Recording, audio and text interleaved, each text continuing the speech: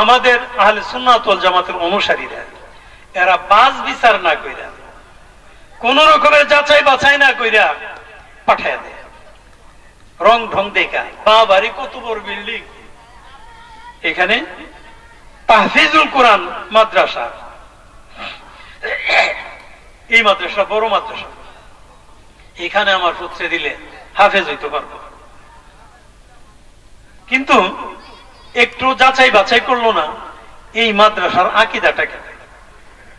ওই যে মাদ্রাসাটা, ওই মাদ্রাসার হুজুরদের আকীদা কি, যে আকীদার কথা আমি আগে বলছিলাম, যে আকীদাই যদি আমার শুদ্ধ না হইল তাইলে ইলম কালাম আর নামাজ রোজা হজ যাকাত কোনো কাজে আসবে না। এখন এই আকীদাটা তো আগে আমাদেরকে তালাশ করতে হবে। কোন সন্তানকে আমি অনুরোধ করব আপনাদের পায়ে হাত রেখে, কোন সন্তানকে কোন মাদ্রাসায় ভর্তি করবার আগে আগে দেখবেন তার আকীদাটা কি। সে নবীজিকে ভালোবাসে কি বাসে না, সে আহলে বায়াতকে ভালোবাসে কি বাসে না, সে সাহাবায়ে কেরামদেরকে ভালোবাসে কি বাসে না, সে আউলিয়া কেরামদেরকে ভালোবাসে কি বাসে না, সে কবর জিয়ারত করে কি করে না। আমি আপনি মারা যাব না, আপনি মারা যাবেন আপনার সন্তানকে, এই জন্যই মাদ্রাসা দিয়েছেন আপনার সন্তান যেন আপনার জানাজাটা একটু করে দেয়। জানাজার পরে আপনার সন্তান আপনার জন্য দোয়া করবে কিনা, এই আকীদাটা ওই মাদ্রাসায় আছে কিনা, আমরা এটা আগে খোঁজ নিতে হবে। বলবেন ছোট্ট মানুষ কটা বছর পরে লাগ না, অসুবিধা নাই, অসুবিধা নাই, পরে ঠিক হয়ে যাবো গা, পরে নিয়ে ঠিক করে এলাম, এরকম অনেকে বলে না যে ছোট্ট মানুষ পরে নিয়ে ঠিক করলাম। তো আপনি কিভাবে পরে ঠিক করবেন, একটা উদাহরণ দিই। একটা কথা আছে যে কাদামাটি, যে ফেক, আমরা ফেক বলি আর কি, কাদামাটি দিয়ে ফেক দিয়া, এটা নরম, এটারে যদি আপনি বাচ্চারা খেলাধুলা করে, এটারে 6 ফিটা বানা, 6 ফিটা বুঝি তো আমরা সবাই নাকি, 6 ফিটা বানা, আবার এটারে 4 ফিটা বানা, কত রকমের, আবার এটারে ঠুলি মুসি বানা, এটারে আবার কইনা বানা, কইনা বানা, বর বানা, এরকম করে না কাদামাটি দিয়া বানাইয়া, এরপরে আবার এটাকে শুকায় শুকায়, আবার কেউ কেউ আগুন দিয়া, এখন তো এটা ইয়ে হয়ে গেছে, অনেকেই মাটির হাড়ি পাতিল বিক্রি যে করে, ওরা একেবারে পোড়াইয়া নিয়ে আসে। এখন এই যে পোড়াইয়া নিয়ে আসলো, জিনিসটা ছোট্ট, কে বলেন ছোট্ট না, এখন পোড়াইয়া যে নিয়ে আসলো, এখন আপনি যদি বলেন যে না এটারে আমি, এটা তো কইনা আছে, আমি এটারে 6 ফিটা বানাবো, বানাইতেন পারবেন? কি বলেন, পারবেন? পারবেন না। অথচ কাদা মাটিটাকে সহজে আপনি ডাইভার্ট করতে পারবেন, আপনি পারবেন তাকে যেই দিকে নিবেন সেই দিকে যাবে। এবং শিশুরা কাদা মাটির মতো, তাকে যেই দিকে তার মনে যদি একটা ঠিক মতো ঢুকাই দেওয়া যায় একটা শিশুর মনে, এরপরে তার বাপ দাদা 14 গোষ্ঠীও যদি বলে, সে আর ওইখান থেকে ফিরবে না, ফিরে আসবে না। এই জন্য আমি আপনাদেরকে অনুরোধ করব, পায়ে হাত রেখে অনুরোধ করব যে আপনারা মাদ্রাসায়, যে কোনো মাদ্রাসায় ভর্তি করবেন, আগে ভর্তি করবার আগে যাচাই করে নেবেন ওই সন্তান ফিরে এসে আপনার জানাজা দিয়া দোয়া করবে কিনা। একদল আছে না যারা জানাজার পরে দোয়া করে না, আছে। অথচ হাদিস শরীফে নবীজি নিজে বলেছেন যে জানাজার পরে নবীজি নিজেও দোয়া করেছেন, এবং দোয়া করবার কথাও বলেছেন যে ফাখলিসু লাহু দুআ, জানাজার পরে তোমরা খাস করে দোয়া করবে। আবার কবর জিয়ারতের কথা আছে, আমি একটু কথা বলার মতই করি বলি, আমি তো স্কুলে পড়াই, তো শিক্ষকতা করি, এই জন্য ওই অতটা টান টুন খুব একটা না দিলে সমস্যা নাই তো। আপনাদের খারাপ লাগছে আপনাদের কাছে? কি শেষ করে দেব?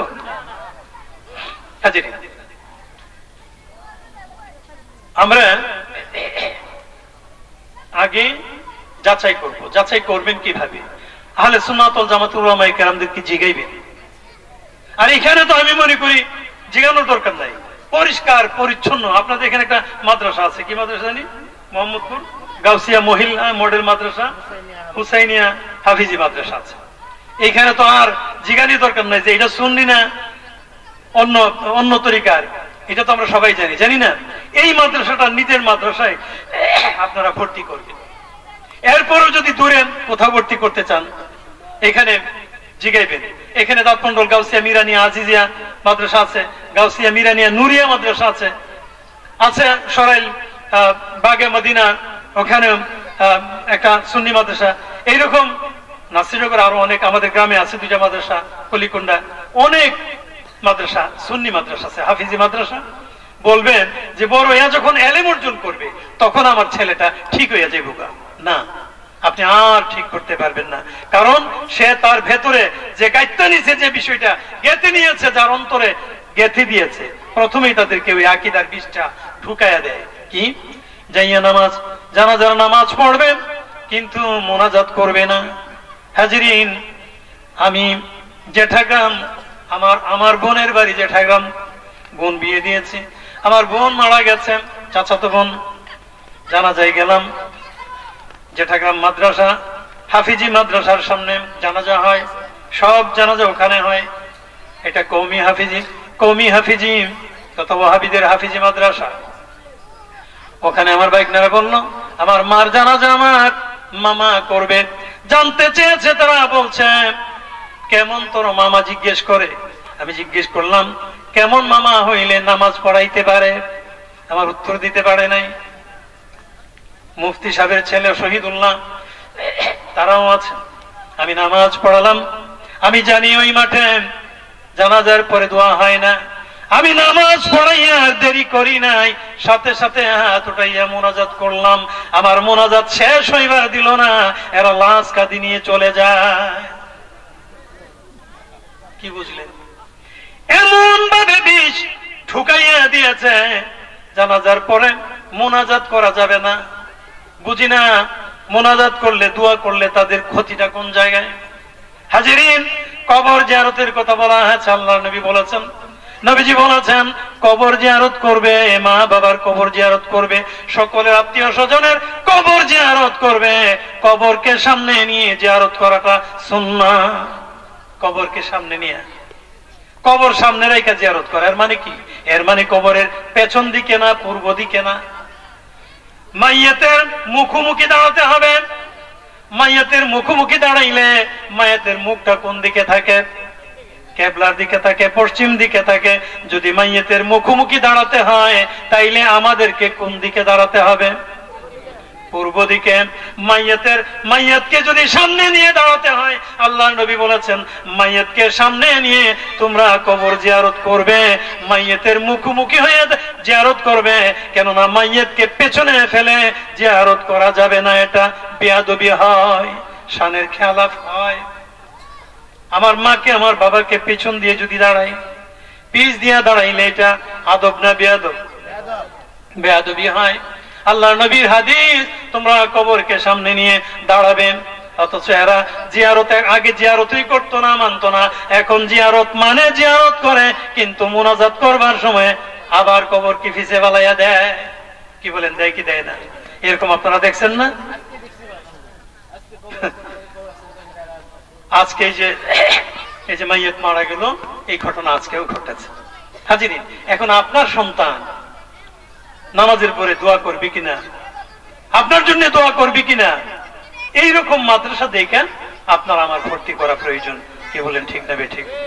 আমি অনুরোধ করব, কোন মাদ্রাসায় ভর্তি করবার আগে আপনারা আগে যাচাই বাছাই করে নিবেন, হুজুরদেরকে জিগাই নিবেন যে আমি ওই মাদ্রাসায় ভর্তি করতে পারি কিনা। আর এখানে ভর্তি করলে তো আর জিগানোর প্রয়োজন নাই। দূরে যদি কোথাও ভর্তি করতে চান, যে না আমি একটু দূরে ভর্তি করব, এখানে বাড়ির থেকে দুষ্টামি করে পড়ালেখা করে না, আমি একটু দূরে ভর্তি করাতে চাই, তাইলে আপনি আগে জিগাই নিবেন যে ওই মাদ্রাসাটা কোন মাদ্রাসা, এর আকীদা কি। যদি ছোট্ট সময়ে আকীদাটা নষ্ট করে দিতে পারে, আর আপনি কখনোই এটাকে শুদ্ধ করতে পারবেন না, ঠিক করতে পারবেন না। এই অনুরোধটুকু আমি আপনাদের খেদমতে রাখলাম। আল্লাহুম্মা সাল্লি আলা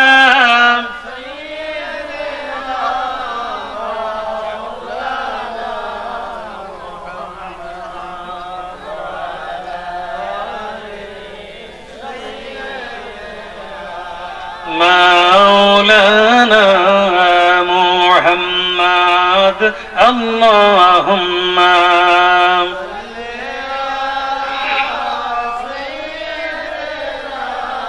مولانا محمد وعلى آل سيدنا مولانا হাজিরিন, প্রাসঙ্গিক ক্রমে এই কথাগুলো বললাম।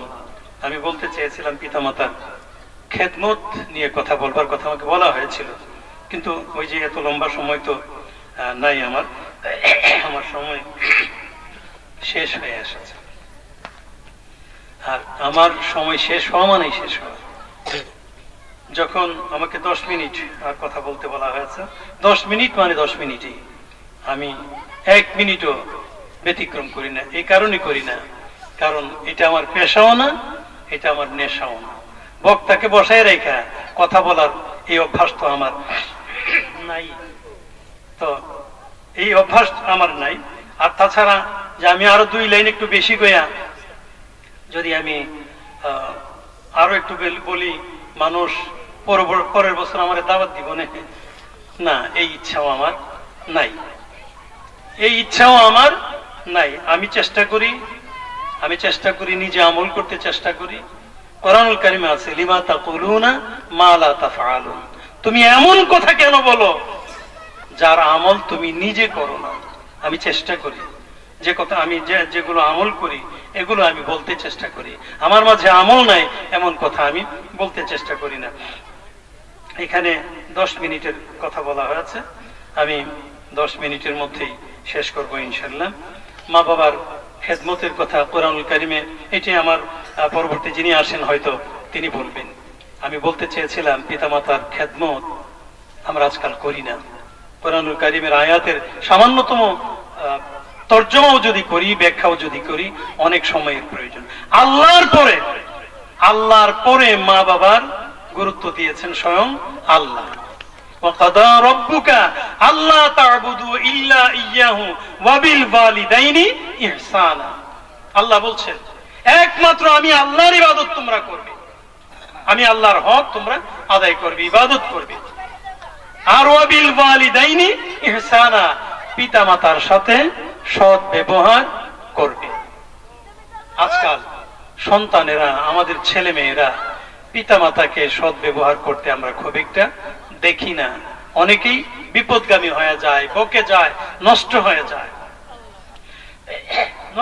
যায়। অনেকেই মা বাবার থেকে জুদা হয়ে যায়, পৃথক হয়ে যায় সন্তান।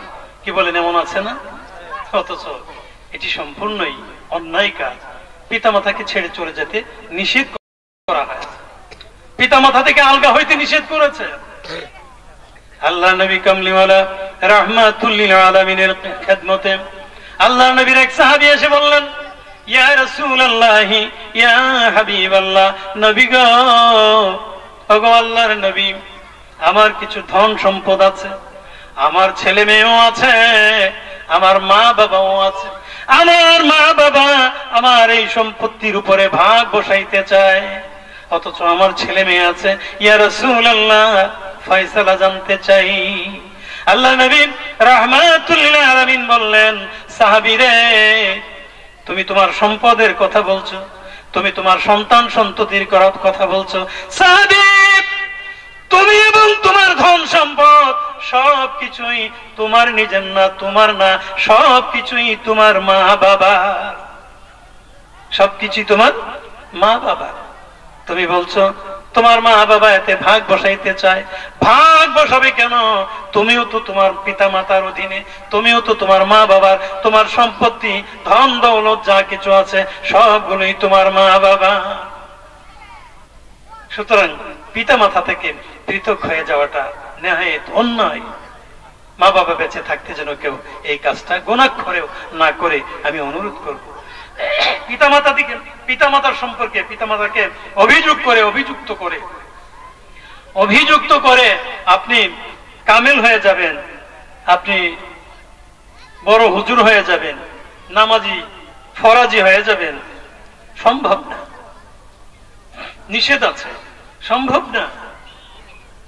আল্লাহ নবীর খেদমতে আল্লাহ নবীর জালিলুল কদর সাহাবী হযরত আবু হুরায়রা রাদিয়াল্লাহু তাআলা আনহু যখন ঈমান আনলেন, আল্লাহ নবীজির উপরে ঈমান আনবার পরে আবু হুরায়রা তার মাকে ঈমান আনবার জন্য বলে, কিন্তু মা ঈমান আনে না, গালিগালাজ করে, বকাবাজি করে, কষ্ট দেয় আবু হুরায়রাকে, মারধর করে। আবু হুরায়রা এই কষ্ট সহ্য করে নবীজির খেদমতে আসা যাওয়া করে। একদিন আবু হুরায়রাকে গালিগালাজ করতে করতে, মারধর করতে করতে আল্লাহ নবী কামলিওয়ালা রাহমাতুল লিল আলামিন সম্পর্কেও খারাপ উক্তি করে ফেলেছে। আবু হুরায়রার মা নবীজি সম্পর্কে খারাপ কথা বলে ফেলেছে, গালি দিয়েছে।